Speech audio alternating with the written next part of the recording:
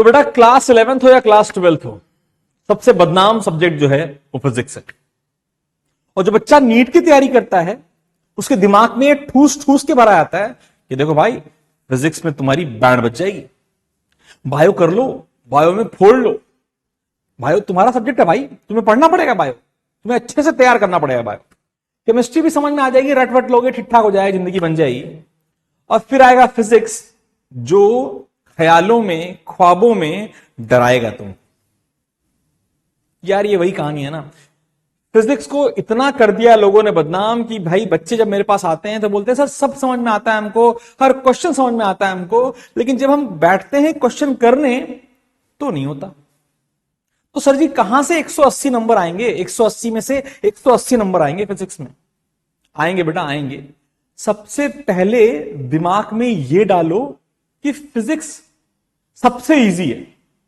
Bio का syllabus भाई साहब 10 गुना फिजिक्स के सिलेबस से, केमिस्ट्री का सिलेबस फिजिक्स का सिलेबस ऑलमोस्ट बराबर, लेकिन केमिस्ट्री में सब कुछ करना है याद और कोई पैटर्न नहीं है। हो सकता है कुछ पैटर्न हो, बट मेरी केमिस्ट्री इतनी जबरदस्त नहीं रही है, मुझे हमेशा उसमें पैटर्न ढूंढने में मुश्किल हुई। और कभी कुछ भी होता है, कभी कुछ भी होता है, तो भाई साहब क्या ही बोले।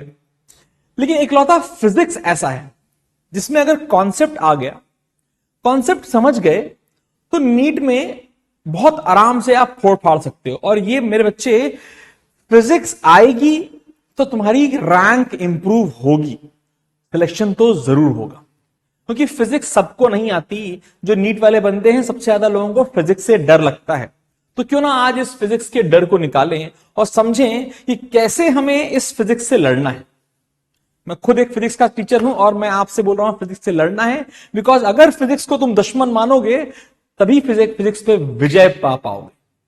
आओ समझते हैं कैसे। बेटा याद रखो, जब नीट 2024 आने वाला है, अभी अराउंड 6 महीने बचे हैं, अगर अब आप शून्य पे खड़े हैं और आपको फिजिक्स में 0 आता है, तब भी तुम्हें मैं गारंटी देता हूं कि तुम आराम से 160 प्लस तो एकदम टहलते हुए निकाल ले जाओ बहुत। लेकिन उसके लिए समझो, कुछ चीजों को ध्यान दो कि अगर तुम आज मेरे सामने बैठ के ये वीडियो देख रहे हो, इसका मतलब है तुम इन 3 कैटेगरीज में आते हो।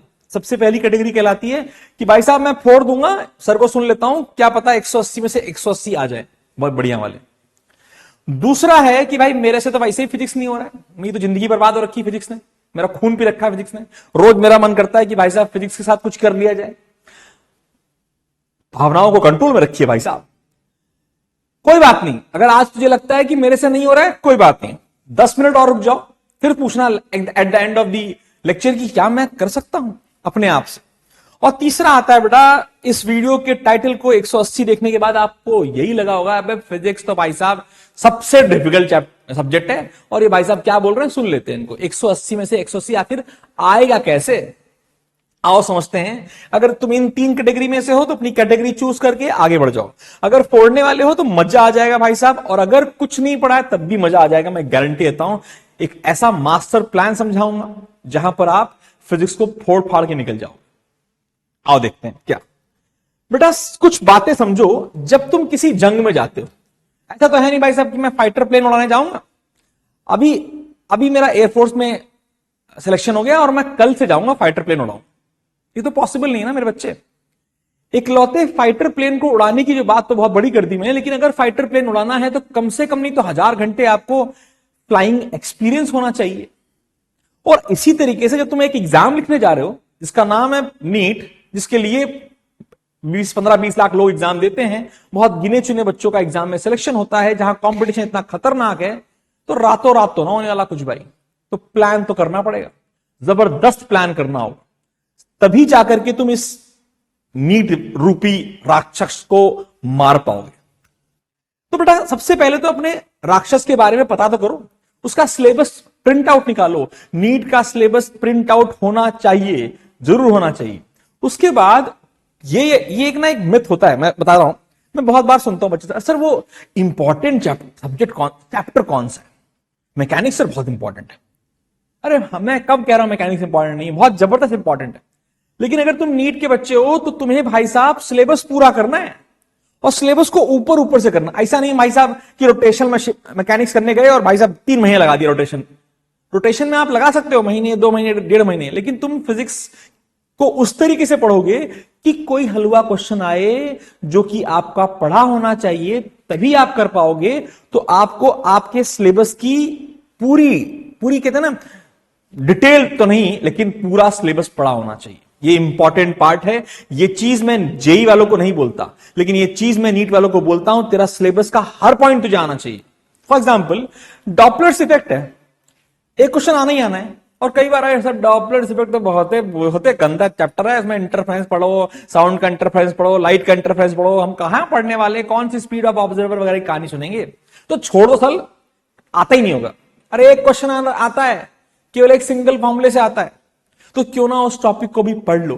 तो please remember, please please please remember, पूरा सिलेबस करना है। बड़ी बात नहीं, आराम से हो जाएगा। 4 महीने में पूरा सिलेबस किया जा सकता है फिजिक्स का, विद केमिस्ट्री बायो के साथ साथ। आगे देखते हैं ऐसा क्यों बोल रहा हूं मैं। फिर आता है भैया जबरदस्त इंपॉर्टेंट बात, मैं कहा ना जदरबस्त, ये हम तो ऐसे बोलते हैं, जदरबस्त नोट्स बनाओ। जैसे आप बायो के नोट्स बनाते होगे, खतरनाक बनाते होगे। अगर आप सच में एक नीट एस्पिरेंट हो तो आपके बायो के नोट्स खतरनाक होंगे। लेकिन क्या तुम्हारे डिटेल्ड नोट फिजिक्स के अवेलेबल हैं?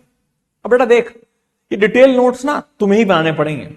मैं अपने टेलीग्राम चैनल पे मैंने बहुत सारे नोट्स डाल रखे हैं, लेकिन वो मैं साफ बोल रहा हूं, किसी काम की नहीं।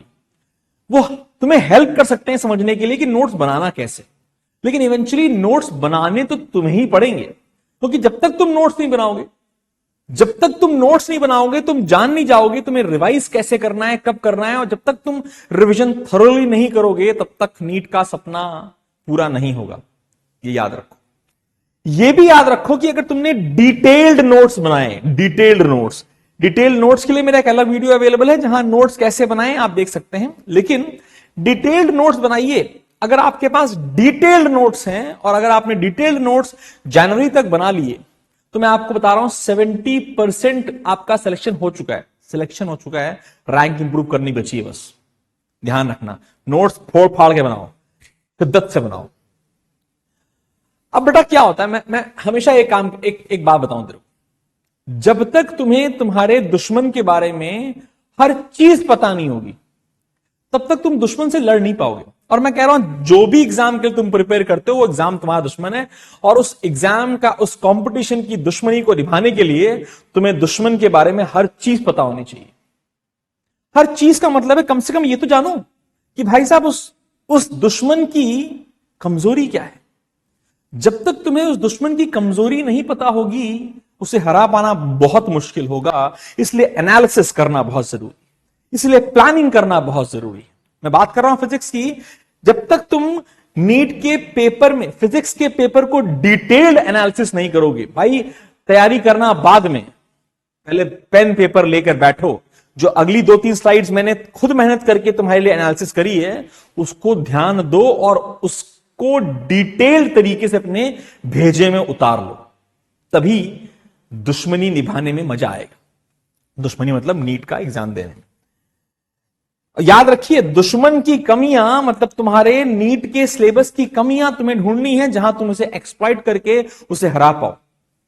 फिर क्या होता है, तो चलो हम समझते हैं अपने नीट के एग्जाम को। 2 सेक्शन आते हैं फिजिक्स में, एक सेक्शन ए होता है, एक सेक्शन बी होता है। सेक्शन ए में 30 क्वेश्चन होते हैं, 30 के 30 करने होते हैं। सेक्शन बी में तुम याद रखो, सेक्शन बी में तुम्हारे पास 20 क्वेश्चन होते हैं, उसमें से 15 करने होते हैं, तुम्हारे पास चॉइस होती है। सेक्शन ए बहुत हलवा होता है, एक्सट्रीमली हलवा होता है।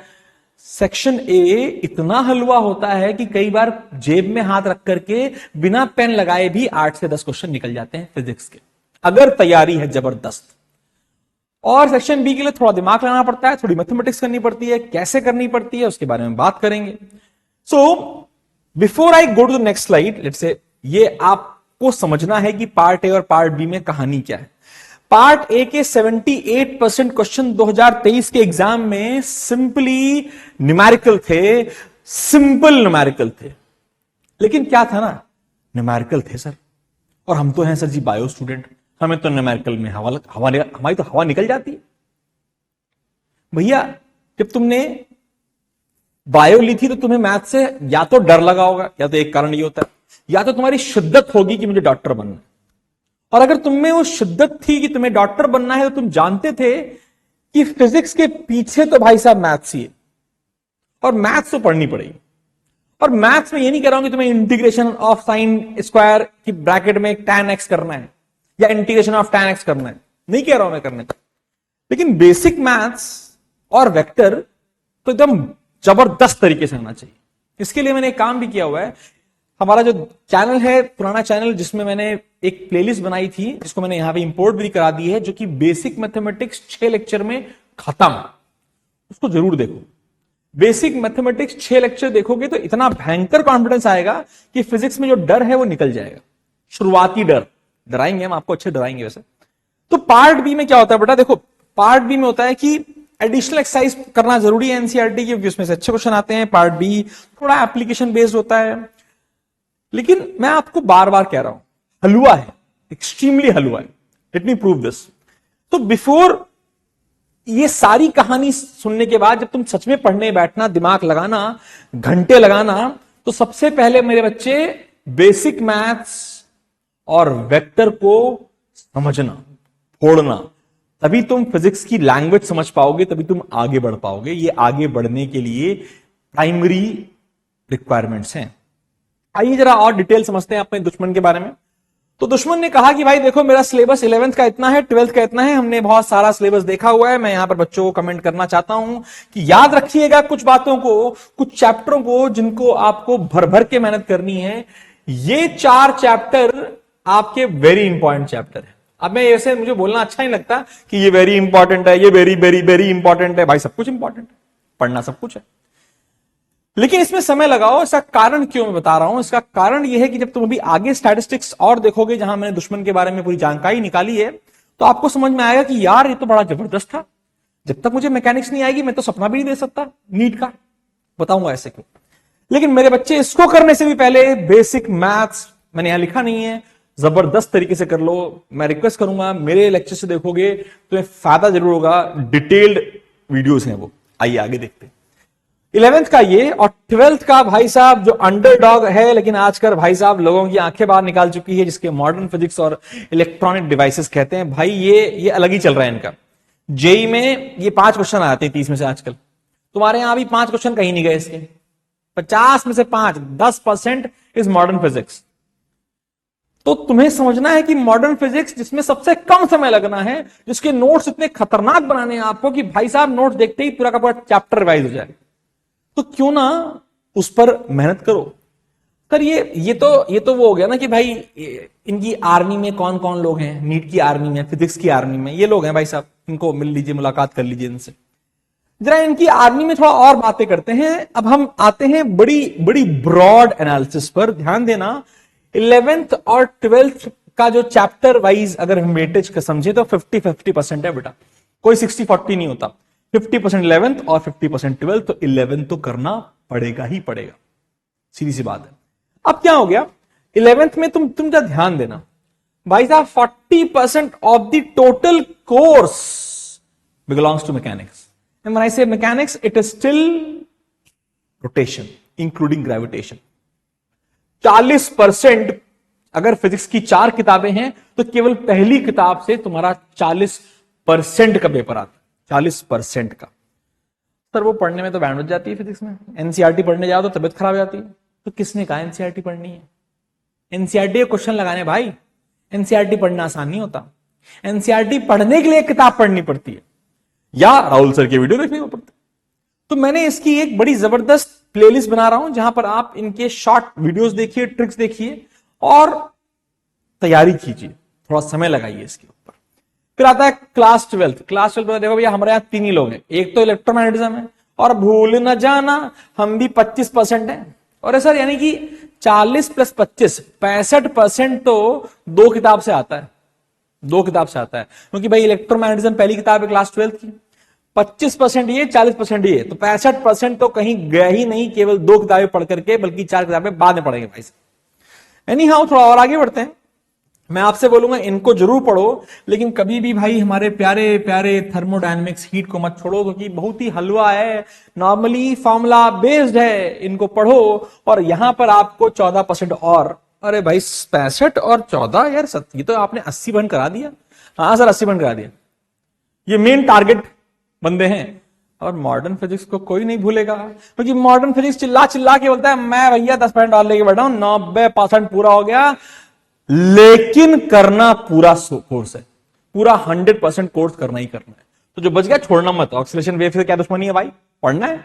लेकिन वो अब जब ऑक्सीलेशन करने जाओ, वेव करने जाओ, तो वेव ऑप्टिक्स भी कर लो, तब भाई साहब मॉडर्न फिजिक्स वाला पार्ट भी कर लो, क्योंकि वो सब कनेक्टेड है ना भाई साहब। और जब जो चीजें कनेक्टेड है एसी कर लो। तो जो चीज कनेक्टेड है उनकी भी एक वीडियो बना रखी है, जल्दी ही आपको भी मिल जाएगी कि किन चैप्टर्स को साथ में करना चाहिए। और अगर बेटा यहां तक मेरे बच्चे कोई दिमाग में प्रश्न आ रहा है तो इंतजार मत करो, पहले कमेंट करो उस प्रश्न को। At the end of the presentation मेरा email ID, personal email ID मैं आपको दूंगा कि अगर आपको सच में कोई मेंटरशिप चाहिए तो भाई साहब मैं अवेलेबल हूं। मैं आपको, and it is purely my love towards physics, जिससे मैं इस फिजिक्स की बदनामी, लोगों ने जो फिजिक्स को बदनाम कर रखा है वो बदनामी हटानी है। वो कोशिश तो मैं कर सकता हूं, वो मैं कर रहा हूं। तो भाई साहब इनको भूलिए मत। हमने कहा सर क्या और डिटेल्ड एनालिसिस नहीं हो सकती कि भाई साहब कौन से बंकर में कौन सा बंदा बैठा है उसके बारे में पता चल जाता तो मजा आया। वो तुम्हें करनी चाहिए, लेकिन मैंने की है तो मैं आपको दिखाता हूं। मैं चाहूंगा फिर भी आप डिटेल एनालिसिस अपने आप भी कीजिएगा, या मेरे बच्चे इन 2 स्लाइड्स को, इसके बाद वाली स्लाइड्स को भी आप ध्यान दीजिएगा। ये मैंने क्या किया है, हर चैप्टर में जो क्वेश्चन आता है भाई, अल्टरनेटिंग करंट से पिछले 5 सालों में जो क्वेश्चन आया है वो या तो एवरेज करंट के ऊपर आया, या तो पीक करंट के ऊपर आया, या तो आरएमएस करंट के ऊपर आया। अरे यार जब मैं तुमको ये डिटेल बता रहा हूं तो भाई साहब इससे ज्यादा डिटेल क्या ही होगा। फॉर एग्जाम्पल मैं इलेक्ट्रोस्टैटिक्स की बात करता हूं तो they ask you properties of charge. भाई साहब एक टेबल बना रखा है, वो पूछते हैं प्रॉपर्टीज ऑफ चार्ज क्या है, what is the electron, what is the charge density on a spied body, पूछते हैं। तो आपको पढ़ना पड़ेगा। तो प्लीज इसको आप, मैं ये presentation eight the end of the इस वीडियो के लिंक में आप देखेंगे तो प्रेजेंटेशन हमारे टेलीग्राम चैनल पे अवेलेबल होगी, जो कि आप आराम से प्रिंट निकाल सकते हैं। जनरली मैं व्हाइट बैकग्राउंड कभी यूज नहीं करता हूं, इसीलिए किया है कि आप आराम से इसका प्रिंट निकाल पाए। ठीक है भाई साहब, आगे देखते हैं। तो आप इसको देख लीजिएगा कि भाई मॉडर्न फिजिक्स से फोटोइलेक्ट्रिक इफेक्ट में 3 क्वेश्चन आ जाते हैं, 2 क्वेश्चन तो कहीं नहीं गए, तो करना पड़ेगा भाई इतनी डिटेल एनालिसिस। ये मैंने इसको आगे भी कर रखी है, ये हर चैप्टर के बारे में बात कर रखी है। थोड़ा जंबल्ड इसलिए बेटा, जो चीजें मेरे को समझ में आई उस हिसाब से लिख रखी हैं, परसेंटेज के हिसाब से। तो आप इनका प्रिंट जरूर निकालो और इसको डिटेल पेंसिल लेके बैठो और फिर आगे बढ़ो। फिर आता है बेटा, हम बात करें अपने फिजिक्स के बारे में, अपनी मोहब्बत के बारे में। अगर मैं बात करूं फिजिक्स के बारे में मेरे बच्चे, इससे इजी कुछ नहीं, तो कुछ नहीं रटना है। जो लोग ये बोलते हैं ना कि फिजिक्स में ये फॉर्मूले याद करने पड़ेंगे, याद करने पड़ेंगे, याद करने पड़ेंगे, कुछ याद नहीं करना पड़ेगा। अगर मैं तुम्हें एग्जांपल दूं तो ऑप्टिक्स का एक फॉर्मूला सारे फॉर्मूले डिराइव कर सकता है और तुम्हारे पास डेरिवेशन करने की जरूरत नहीं पड़ेगी। जब तुम इतनी बार मेहनत करोगे तो वो अपने आप तुम्हारे दिमाग में बैठ जाएगी। यही ये प्रोसेस है। तुम्हें ये नहीं एग्जाम के एक दिन पहले याद कर रहे हैं भाई साहब, फिजिक्स का बायो का एग्जांपल कोई ले सकते हैं, आई डोंट नो, कि भैया फिनॉल में ये रिएक्शन कैसे होती है, फलाना फलाना फलाना, नहीं, कुछ नहीं। F इक्वल टू एम होता है भैया, होता है, बस ये याद रखना है, ए जो होता है acceleration of centre of mass होता है। तो भैया वो अगर आपने सही से मेहनत करी तो हो जाएगा, आगे बढ़ जाओगे। याद रखना, कुछ याद नहीं करना, मैं बार बार कह रहा हूं, लेकिन नोट्स ऐसे जबरदस्त बनाओ, ऐसे जबरदस्त बनाओ कि एक पन्ने में तो नहीं बोलूंगा, डिटेल नोट्स बनाओ।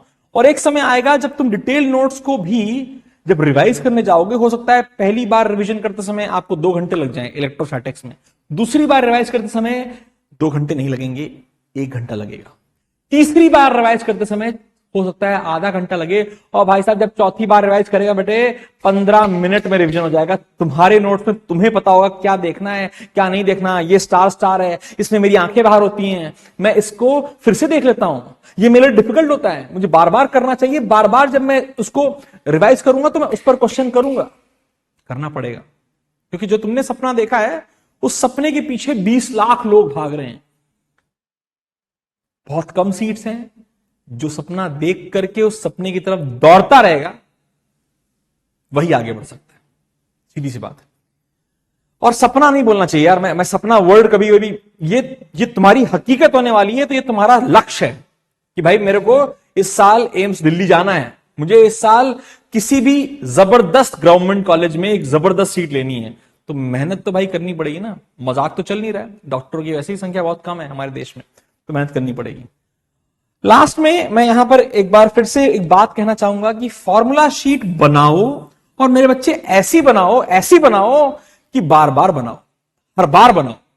फॉर्मूला शीट इलेक्ट्रोस्टैटिक्स की जब पहली बार बनाओ, उसको देखो, याद करो, फिर से पूरा फॉर्मूला शीट बनाओ, उसमें स्टेपल करो। जब गड्ढा इतना मोटा हो जाए ना कि हाँ भाई 15 बार लिख चुका हूं मैं फॉर्मूला में, आंख बंद करके जब मैं नहाता हूं तब भी मेरे दिमाग में फॉर्मूला चलता है कि हाँ भाई डाइपोल मोमेंट, डाइपोल की वजह से तुम्हारा वर्क कितना होता है, या डाइपोल की एक्सिस पे इलेक्ट्रिक फील्ड कितनी होती है, या रिंग, इलेक्ट्रिक चार्ज रिंग के सेंटर पे एक्सिस पे इलेक्ट्रिक फील्ड कितनी होती है। वो याद ऐसे होना चाहिए कि जब तुम खाना खा रहे हो तो वो फॉर्मूला तुम्हारे दिमाग में, तुम्हारे सामने तुम्हें दिखाई दे, तब उस लक्ष्य के पास, बहुत पास पहुंचोगे। I guarantee this. फिर आता है बेटा, मैं बार बार मैं हर बच्चा मुझसे पूछता है यार कि सर भैया देखो, आप जब पढ़ाते हो जो क्वेश्चन आप कराते हो हमें आ जाता है, क्लास में आपने समझाया हमें आ गया, लेकिन सर जब हम खुद क्वेश्चन करने बैठते हैं तो हमारी हो जाती है आंखें बाहर। मैं बता रहा ना, होती हैं आंखें, होती हैं, क्योंकि आप के दिमाग में कहीं ना कहीं वो बात बैठी, अरे भैया फिजिक्स बहुत मुश्किल है, लोगों ने डरा रखा है। तुम्हें पता होना चाहिए क्वेश्चन को की तरफ बढ़ना कैसे, और उसके लिए मैं एक छोटा सा एग्जांपल लेता हूं। मैंने क्लास 11th के लिए और एक क्लास 12th के लिए एग्जांपल रखे हैं। फॉर एग्जांपल मैं आपके सामने एक क्वेश्चन लेके आया, क्वेश्चन पढ़िए, क्वेश्चन पढ़ना आना चाहिए डिटेल में। तो आपसे बोला गया, a ray of light is incident from air on a glass plate. अच्छा, ग्लास प्लेट पर आ रही है, तो एक काम करते हैं, बिना सोचे समझे कहानी को शुरुआत करते हैं। और हमने कहा भैया एक हमारी ग्लास प्लेट है, ये हमारी उसकी थिकनेस होती है जो हमें जरूरत पड़ेगी, और हमारी एक इंसिडेंट रे आ गई, इंसिडेंट रे हमारी यहां से ऐसे आ गई, ये हमारी इंसिडेंट रे ऐसे आई। अब बेटा इंसिडेंट रे आई तो यहां पर एंगल ऑफ इंसिडेंस की हमें जरूरत पड़ेगी, लेकिन रुक जाते हैं। आपसे बोला गया ग्लास प्लेट पे आई हैविंग थिकनेस √3 सेंटीमीटर, यानी कि इसकी वैल्यू आपको √3 सेंटीमीटर दे रखी है।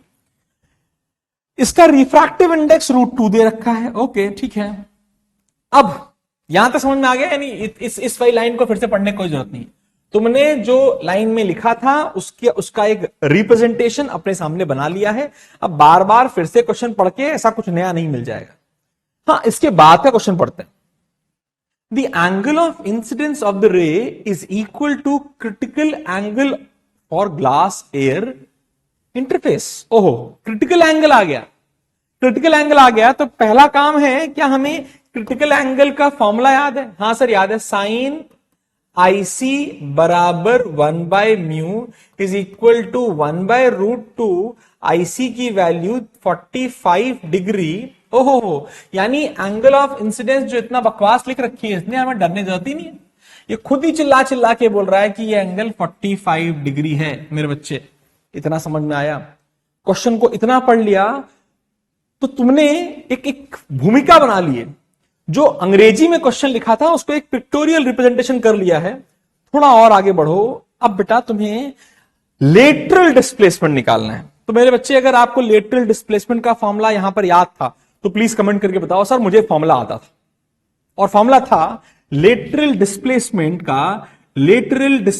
का फॉर्मूला क्या था भाई साहब? फॉर्मूला याद होना चाहिए। And the formula is very simple, very beautiful.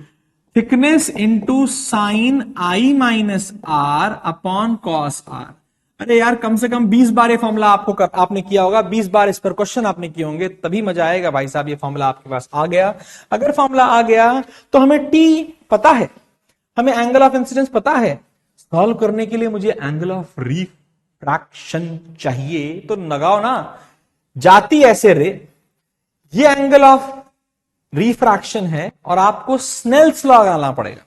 तुमने कहा स्नेल्स लॉ क्या होता है सर? हम तो भूल गए सर। अरे सर याद तो करना पड़ेगा सर। तो sine I by sine R is equal to mu गई इज √2। ये म्यू गई म्यू आई देखना है तो बड़ा ऑप्टिक्स की वन शॉट डाल रखी है, वो देखो कैसे स्नेल्स लॉ मैंने पढ़ा रखा है।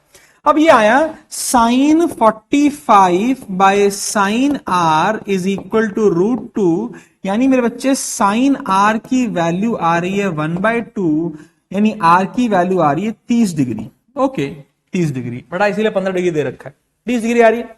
सब कुछ आ गया, फॉर्मूले रखो, तुम्हारा आंसर खटाक से आ जाएगा। प्रोसेस ये होना चाहिए कि भाई लैटरल डिस्प्लेसमेंट निकालना है, तो अगर तुम्हें याद नहीं है तो कोई बात नहीं यार, लैटरल डिस्प्लेसमेंट का फॉर्मूला यहां देख लो, दिमाग में बैठा लो कि फॉर्मूला ये होता है। इसके बड़े डिफिकल्ट क्रिटिकल फॉर्मूले लोगों को याद कराए गए हैं, मत याद करो, ये सिंपल फॉर्मूला है, डिराइव भी सेकंडों में होता है। फॉर्मूले बहुत टाइप के होते हैं, लेकिन कौन सा आसानी से याद हो सकता है वो समझना बहुत बहुत बहुत बहुत जरूरी है। ओके, तो आओ देखते हैं। अब आप वैल्यू रख लीजिए, टी की वैल्यू √3 है। ओके, साइन 45 माइनस 45 माइनस 30 है अपॉन कॉस आर यानी कॉस 30 है। और रखते हैं, ये हो गया √3 और ये साइन 15 हो गया, साइन 15 0.26 लिखा हुआ है अपॉन में मेरे बच्चे √3 है। और साइन 30 होता है √3/2, तो इंटू 2 कर दो। √3 ने √3 को मार दिया, 0.26 इंटू 5 इज 2 इज 0.52। आंसर लिखा है, ये सेंटीमीटर में है आंसर। तुम्हारा आंसर किसमें आ रहा है? क्योंकि आपने ये सेंटीमीटर में है तो आंसर इज 0.52 सेंटीमीटर। तो आंसर यहां पर कितना आ गया? 52 इंटू 10⁻⁻2 सेंटीमीटर। है ना difficult question? Yes, it is difficult. If you don't know what is critical angle of incidence, कुछ नहीं होने वाला है, तुम्हें एंगल ऑफ इंसिडेंस ही नहीं मिलेगा, आगे तुम बढ़ ही नहीं पाओगे। अगर तुम्हें लेटरल डिस्प्लेसमेंट का फॉर्मूला नहीं आता तो तुम आगे बढ़ नहीं सकते, यानी मोहब्बत से याद करना है। और अगर तुम्हें स्नेल्स लॉ ही नहीं आता है तो भाई फिर तो मजा नहीं आएगा। अभी नहीं आता कोई बात नहीं यार, लेकिन कम से कम दिसंबर के एंड तक तो आ जाना चाहिए, जनवरी के एंड तक तो आ जाना चाहिए। तो ये फॉर्मूले आएंगे, 1 2 3 फॉर्मूले मिल करके क्वेश्चन सॉल्व हो रहा है, तो आसान तो नहीं है। लेकिन मेरे बच्चे, मैंने जानबूझ के तुझे एक डिफिकल्ट क्वेश्चन बताया है कि तुझे प्रोसेस, अप्रोच, फॉर्मूला, केवल फॉर्मूला, डिटेल्ड तरीके से फॉर्मूला याद होना चाहिए, फॉर्मूले का लिंक पता होना चाहिए। ये फॉर्मूला आएगा तो ये फॉर्मूला आएगा तो ये फॉर्मूला आएगा। ऐसे दिमाग में जब तुम सच में मेहनत करोगे ना तो फॉर्मूले तुम्हारे अगल बगल घूमेंगे। जिस दिन तुम्हें सच में लगे ना कि यार मैं वॉशरूम में बैठा था, फॉर्मूला याद आ रहा था, फॉर्मूला दिमाग में सामने घूम रहा था, बस you are on the right track. थोड़े समय बाद तुम्हारे पास व्हाइट कोट होगा, थोड़े सालों बाद तुम्हारे पास लोगों की लाइन होगी और पैसों की बारिश होगी। लेकिन उसके लिए वो शिद्दत, वो मेहनत तुम्हें करनी होगी। वो मेहनत तुम करोगे तभी सपना पूरा होगा, तभी लक्ष्य को भेद पाओगे। इसे ये एग्जाम्पल था। एक और एग्जाम्पल दिखाता हूं, ये बड़ा क्लासिकल एग्जाम्पल है और बहुत इजी भी है, ध्यान दीजिए। Power supplied by a force acting on a particle moving in a straight line is constant. अच्छा भैया, पावर कांस्टेंट, पहला स्टेप क्या हो गया? पावर मेरी कांस्टेंट है। ओके, पावर कांस्टेंट है तो एक बॉडी है, उस पर एक फोर्स लग रही है और भैया इस फोर्स की वजह से जो पावर आ रही है वो कांस्टेंट आ रही है। ओके, ठीक है। आपसे बोला गया velocity of the particle varies with displacement as the function of what? तो आपको वेलोसिटी और डिस्प्लेसमेंट के बीच में आपको एक रिलेशन निकालनी है। कैसे निकालेंगे आओ देखते हैं। अब भाई पावर और फोर्स कांस्टेंट है और इसकी वेलोसिटी मान लो v है और इसने यहां से लेकर के यहां तक डिस्प्लेसमेंट कर लेना x है। तो आप मुझे बताइए v और x के बीच में रिलेशन कैसे निकालोगे? कमेंट में बता सकते हो इस समय कौन सा पावर का फॉर्मूला सबसे ज्यादा टेम्पटिंग है इस समय? Yes, you are right. Power का के सबसे इंपॉर्टेंट फॉर्मूले जिसको आप फोर्स डॉट वी कहते हैं, फोर्स डॉट वी कहते हैं। डॉट प्रोडक्ट है मान लेते हैं क्योंकि कांस्टेंट है तो सेम डायरेक्शन में है, तो बेटा फोर्स वेलोसिटी। अभी बेटा जब तक तुम्हारे पास एक ऐसी इक्वेशन नहीं आएगी जिसमें v और x दोनों आएंगे तब तक आप आगे नहीं बढ़ सकते। तो भाई साहब F is equal to v is constant. Force क्या होता है भाई? इसका मास m मान लेते हैं, एक्सेलरेशन a मान लेते हैं, तो mass into acceleration into velocity is constant. Sir ji एक काम करिए ना, मास को नीचे ले जाइए, ठीक है एकदम सही, तो acceleration into velocity is constant. बच्चे एक बात बता, लेकिन तुझे चाहिए वेलोसिटी और x के बीच में रिलेशन, तो अब a से हम कैसे आगे बढ़े? a के दो फॉर्म है बेटा, एक है dv/dt, मेरे किसी काम का नहीं है बिकॉज x नदारद है, x नहीं है। एक a का फॉर्म है बड़ा जबरदस्त फॉर्म जिसको मैं बोलता हूं one of my favourite form v dv/dx, इसमें है x। तो क्या हमें इसकी जरूरत पड़ने वाली है? यस, तो v dv/dx इंटू v बराबर कांस्टेंट। इतना आपको पढ़ना पहुंचना पड़ेगा। जब आप यहां तक पहुंच जाओगे तो ही कहानी को आगे सॉल्व कर पाओगे। यार अगर v और x के बीच में रिलेशन चाहिए तो वहां तक पहुंचना तो पड़ेगा ना। देख पहुंच गया, अब लगा ले, सॉल्व कर ले। तो भैया v स्क्वायर dv बराबर k टाइम्स dx, इंटीग्रेट कर दो तो ये आ गया v cube by 3 is equal to kx। Limits की चिंता मत करो। तो हम कह सकते हैं v is proportional to x की पावर 1/3। ये बड़ा सॉलिड प्रश्न है, और एक सॉलिड प्रश्न का सॉलिड तरीका यह है कि आपको अगर v और x के बीच में रिलेशन चाहिए तो शिद्दत से उस फॉर्मूले को खोजिए जिसमें v और x आते हो, तभी प्रश्न सॉल्व हो पाएगा। अब बेटा ये जो चीजें हैं ना, ये प्रैक्टिस से, ये शिद्दत से, ये मेहनत से आती है। तो बदनाम फिजिक्स को लोगों ने कर रखा है क्योंकि फिजिक्स में मेहनत करनी पड़ती है, लेकिन एक बार करनी पड़ती है। जिसने फिजिक्स एक बार ठीक से पढ़ ली, उसे जिंदगी में फिर से फिजिक्स पढ़ने की जरूरत नहीं पड़ेगी। केवल हल्का फुल्का रिवीजन उसकी नैया पार लगा देता है, ये गारंटी है। आइए, तो आई होप ये एक अप्रोच की कहानी है। अगर ऐसे अप्रोचेस के बारे में देखना है तो तुम्हें रिकॉर्डिंग इसको हमारे चैनल को सब्सक्राइब करो यार। बड़े जबरदस्त छोटे छोटे वीडियोस बना रहा हूं मैं, 20-20 मिनट के। मैं हर चैप्टर के वीडियोस बनाऊंगा जहां पर क्वेश्चन कैसे आता है, क्वेश्चन कैसे अटेम्प्ट करना है, और कभी कभी शॉर्ट ट्रिक्स। मैं वो शॉर्ट ट्रिक वाला बंदा नहीं हूं। शॉर्ट ट्रिक, जिस दिन तुम्हारी लॉन्ग ट्रिक तुम्हारी शॉर्ट ट्रिक बन जाएगी, उस दिन तुम्हारा सिलेक्शन कोई रोक नहीं सकता, ये गारंटी है।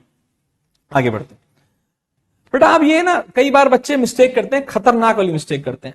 कई बार आप पढ़ते नहीं है, आपने कॉन्सेप्ट को डेवलप नहीं किया है। तो भाई कॉन्सेप्ट तो पढ़ना पड़ेगा। कॉन्सेप्ट की क्लैरिटी लो। कॉन्सेप्ट सिलेबस में कौन कौन से कॉन्सेप्ट इंपॉर्टेंट है उन्हें पढ़ो। अगर आपको कोई हेल्प चाहिए तो मुझे मेल करो, मुझे व्हाट्सएप करो, मुझे कमेंट करो कि हाँ सर ये मुझे हेल्प कर दो। अगर कोई स्पेसिफिकली वीडियो चाहिए तो भी कमेंट करो, आई विल डिस्कस दैट।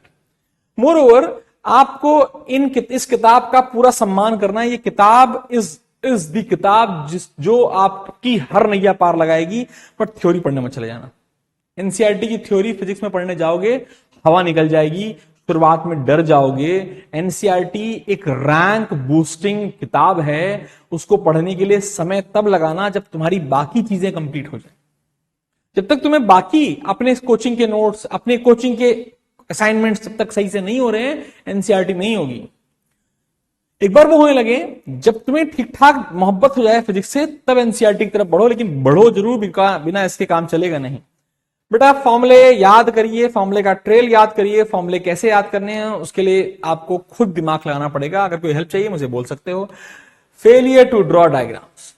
आप अंग्रेजी पढ़ के जब तक डायग्राम बनाओगे नहीं प्रश्न का, तब तक प्रश्न सॉल्व नहीं होगा, ये मैं बता रहा हूं। और एंजाइटी, यस, ये एंजाइटी आती है बेटा। अगर तुम सच में आज एंग्शियस हो और तुमने सच में ये वीडियो इसलिए देखा था कि क्या मैं अपना स्कोर इंप्रूव कर सकता हूं, मेरी भाई तबीयत खराब है, मुझे डर लग रहा है कि कहीं मेरा खराब ना हो जाए पेपर, डर लग रहा है कि मेरा पेपर ना खराब हो जाए, तो कोई दिक्कत नहीं। Anxiety is good, excessive anxiety is not. भाई हाथ पांव फूल गए हैं, तबीयत खराब हो गई है, एग्जाम के एक दिन पहले तुम गिर गए हो, will not help you out. Anxiety होने से पता चलता है कि तुमने मेहनत करी है।